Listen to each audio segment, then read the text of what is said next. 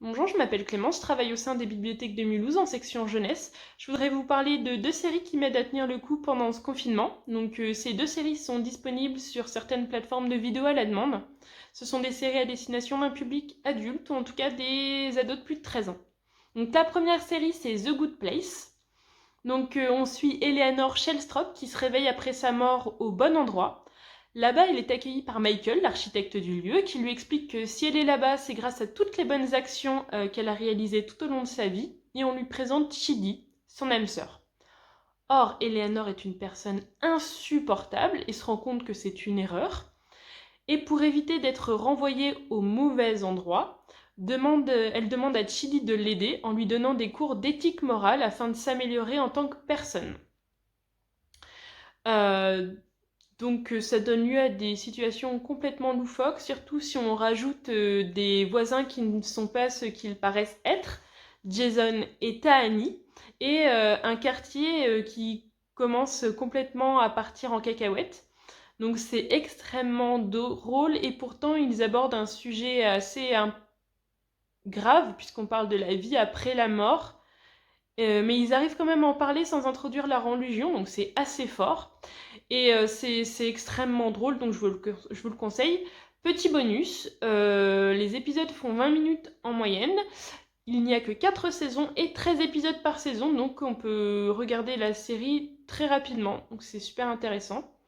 La deuxième série dont je voudrais vous parler s'appelle Brooklyn Nine-Nine. On suit la vie d'un commissariat de Brooklyn après l'arrivée du capitaine Raymond Holt, un homme très sérieux qui va essayer de remettre dans l'ordre dans ce commissariat, avec plus ou moins de succès.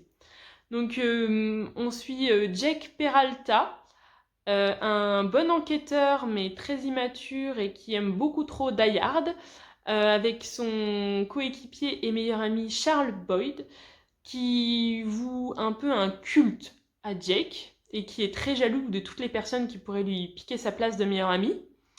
Il y a également Amy, qui passe son temps à se chamailler avec Jake et qui est un peu son contraire puisque c'est une personne très sérieuse, voire psychorigide.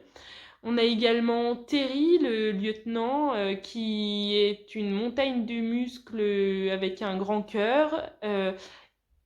Il y a également Rosa, la dure à cuire du groupe. Il y a Hitchcock et Scully, les éternels bons derniers qui sont là depuis des années mais qui passent surtout leur temps à manger et non travailler.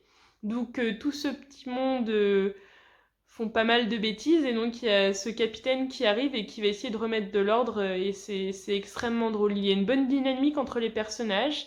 L'humour est omniprésent, même si des fois c'est un peu lourd, je l'avoue. Mais c'est aussi une façon de parler de problèmes de société, dont la discrimination. Et je vous le conseille. Surtout qu'il y a 6 saisons pour l'instant, 20 minutes par épisode, et que chaque épisode commence par un petit sketch. Et certaines fois, c'est à mourir de rire. Si vous arrivez à l'épisode 13 de la saison 5, je suis mort de rire. Tout ça pour vous dire que j'espère que vous aurez la curiosité d'aller regarder ces séries pour ceux qui peuvent. Sinon, n'hésitez pas à mettre en commentaire d'autres séries du même style pour que tout le monde puisse en profiter. Voilà, à bientôt!